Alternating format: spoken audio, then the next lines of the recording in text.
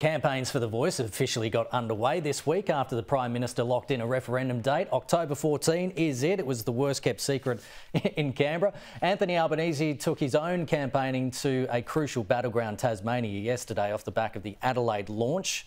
No campaigners, meanwhile, have warned a yes vote will do little to help close the gap targets. Jenny, we now have this date for the Voice to Parliament referendum. Yes and no camps, they'll be intensifying their campaign efforts over the next 6 weeks or so, but it doesn't seem like a lot of time to turn things around from a losing position at the moment for the yes vote, if you are to believe the polls. Are you worried? Do you think October 14 is the right date? Look, I'm more concerned about communicating with the Australian people about the opportunity before all of this. The referendum asks people to make a really simple choice, whether or not to accept the proposition that there should be a voice that will be about recognising the first Australians in our national constitution, providing them with an opportunity to make representations through a committee to the Parliament and the Executive on matters that concern Aboriginal and Torres Strait Islander people, and in the process of doing that, getting better results. And that's the story that I'll be telling to the people that I'm talking to over the next 6 weeks. And I'm really confident that as Australians turn their mind to this question, it's a proposition that will just make sense, because we know that when we listen to people, we do get better results. We've been doing the same thing for a long time now, sometimes with the best of intentions, but we haven't got the results that we want for Aboriginal and Torres Strait Islander people. And more importantly, we haven't got the results that they want.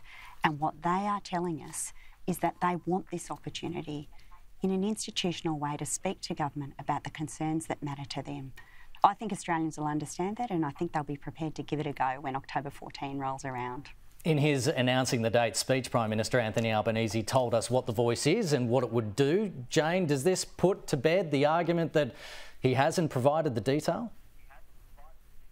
No, quite the opposite. I think this is going to be a profoundly disappointing experience for so many Australians who have such an enormous amount of goodwill, particularly around Indigenous recognition of Indigenous Australians in the Constitution. But unfortunately, that goodwill has been taken advantage of by attaching to that recognition this voice to Parliament, which could have profound consequences that simply haven't been explained.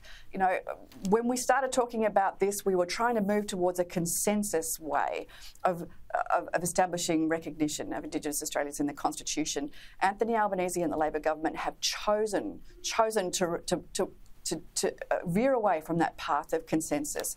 That's going to be really disappointing, because let's be frank, if you cannot explain how this voice is going to work, how can you possibly vote for it? If you can't explain how it's going to work and you can't change it once it's there, how can you vote for it? And if you can't explain how it's going to work, you can't change it once it's there, and it risks what we already have, which is, you know, a constitution that is the foundation document of the most stable liberal democracy in the world.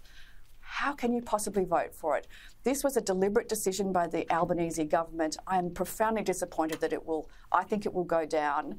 But that is a choice that Anthony Albanese has made, because we could have walked this path to reconciliation together.